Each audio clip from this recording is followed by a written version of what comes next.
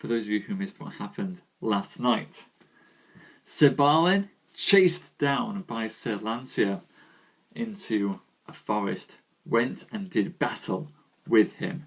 Sir Lancelot went and fought with Sir Balin, believing that he had been somehow dishonoured, when it turned out that Balin was the truest knight of the realm in removing a sword that a damsel had through a magic curse trapped around her neck.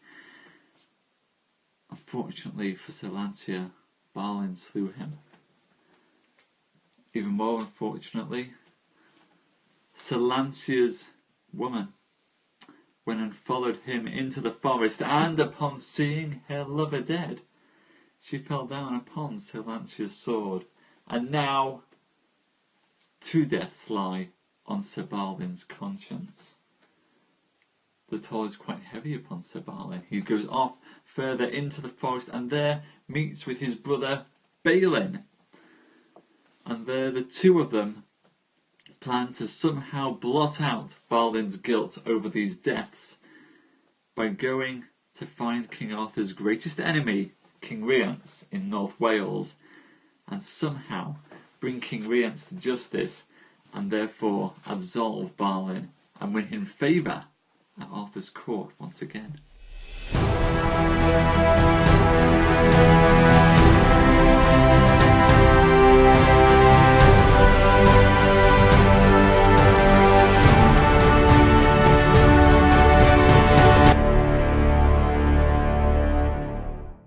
Now go we hence, said Balin, and well be we met.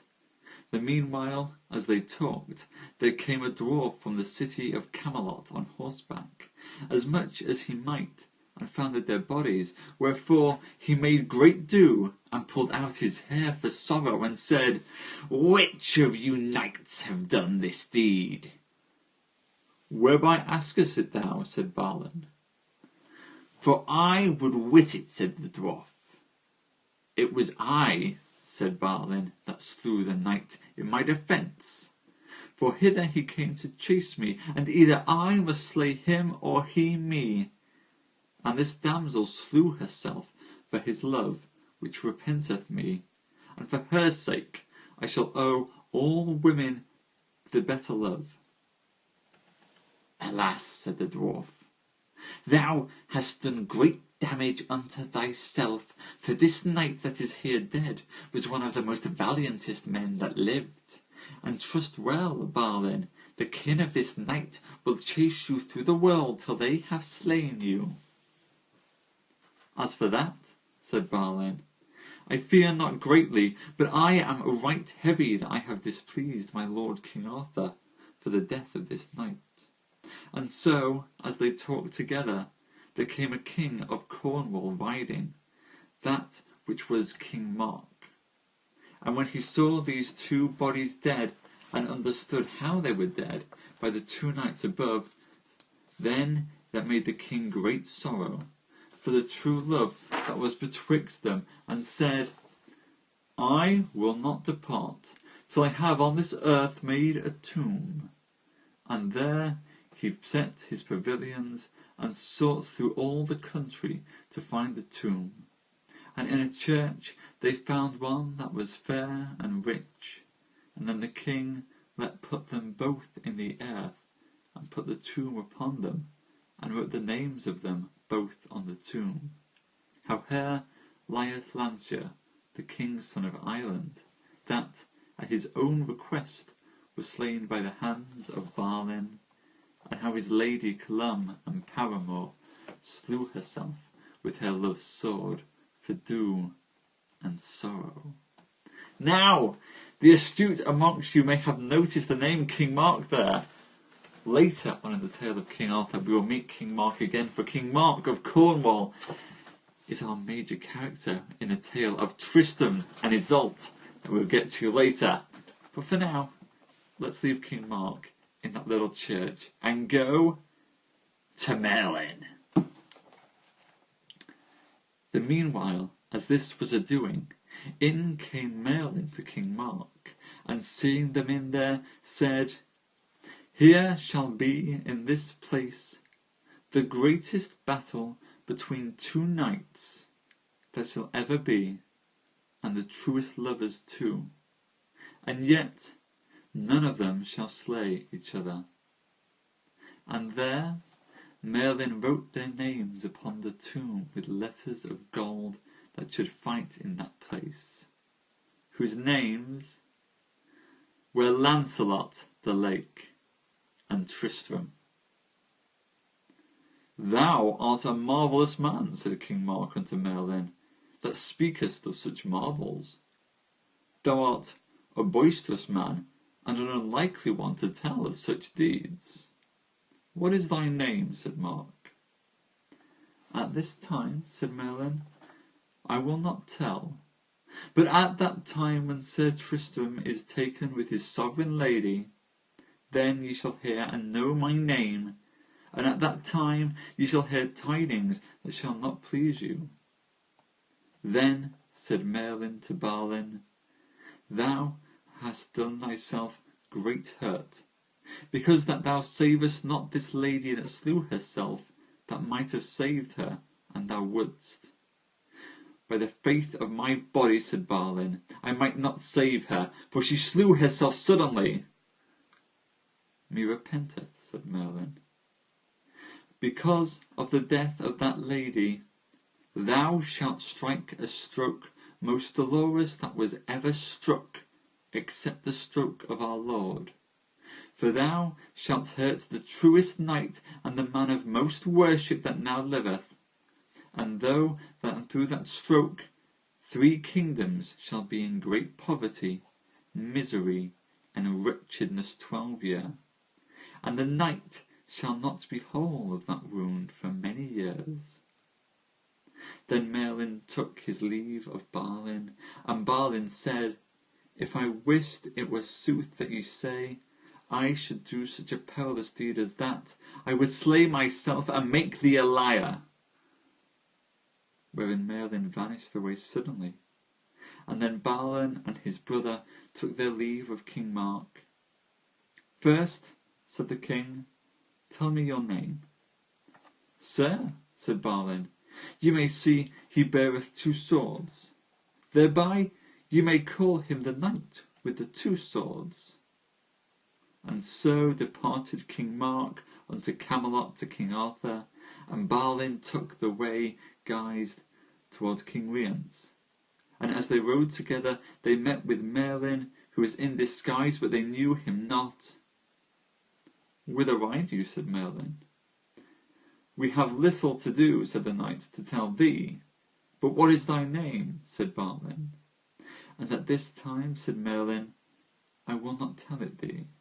"It is evil seen," said the knight, "that thou art a true man, that thou wilt not tell thy name."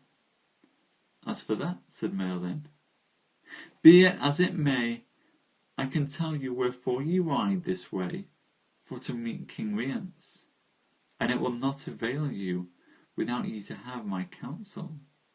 "Ah," said Balin, "ye are Merlin. We will be ruled by your counsel." "Come on," said Merlin, "ye shall have great worship, and look that ye do knightly, for ye shall have great need." "As for that," said Balin, "dread you not, we will do what we may." And so Sir Balin and Sir Balin, along with Merlin, are riding to the castle of King Rience in North Wales. Merlin has prophesied that because Sir Balin did not stop the damsel of Sir Lancelot from killing herself, that he shall end up striking a blow of such magnitude the world hasn't seen since the blow that struck Jesus upon the cross. And through this stroke will 3 kingdoms be plunged into poverty. Now we approach the final chapter of the night. How Balin and his brother, by the counsel of Merlin, took King Rience and brought him to Arthur. Then Merlin lodged them in a wood among leaves beside the highway, and took off the bridles of their horses, and put them to grass, and laid them down to rest them till it was nigh midnight. Then Merlin bade them to rise and make them ready. For the king was nigh them that was stolen away with his host, with 80 horses of his best knights, and 20 of them rode to warn the Lady de Vance that the king was coming. For that night King Rience would lay with her. Which is the king? Said Balin. Abide, said Merlin. Here in a straight way ye shall meet with him. And therefore he showed Balin and his brother where he rode. Anon Balin and his brother met with the king, and smote him down, and wounded him fiercely, and laid him to the ground. And therefore they slew on the right hand and the left, and slew more than 40 of his men. The remnant fled. Then they went again to King Rience, and would have slain him had he not yielded unto their grace. Then said he thus, Knights, full of prowess, slay me not, for by my life ye may win, and by my death ye shall win nothing. Then said these 2 knights, Ye say sooth and truth, and so laid him on a horse litter. And with that Merlin was banished, and came to King Arthur aforehand, and told him how his most enemy was taken and discomfited. By whom? Said King Arthur. By 2 knights, said Merlin, that would please your lordship, and tomorrow ye shall know what knights they are. Anon and after came the knight with the 2 swords, and Balin his brother, and brought with them King Rience of North Wales, and there delivered him to the porters, and charged them with him, and so they 2 returned again in the dawning of the day. King Arthur then came to King Rience and said, Sir King, ye are welcome. By what adventure come ye hither? Sir, said King Rience, I came hither by an hard adventure. Who won you? Said King Arthur. Sir, said the king, the knight with the 2 swords, and his brother, which are 2 marvellous knights of prowess. I know them not, said Arthur, but much I am beholden to them. Ah, said Merlin, I shall tell you. It is Balin that achieveth the sword, and his brother Balin, a good knight. There liveth not a better of prowess and worthiness, and it shall be the greatest due of him that ever I knew of knight, for he shall not long endure. Alas, said King Arthur, that is great pity, for I am much beholden unto him, and I have ill deserved it unto him for his kindness. Nay, said Merlin, he shall do much more for you, and that shall ye know in haste. But, sir, are you purveyed? Said Merlin. For tomorrow the host of Nero, King Rience's brother, will set on you or noon with a great host, and therefore make yourself ready, for I will depart from you. There we have it, the end of tonight's tale.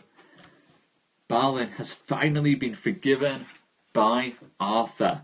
But in that moment of forgiveness, it seems that Balin and Balin and King Arthur are to be set upon by the brother of King Rience and his enemies, seeking to reclaim King Rience.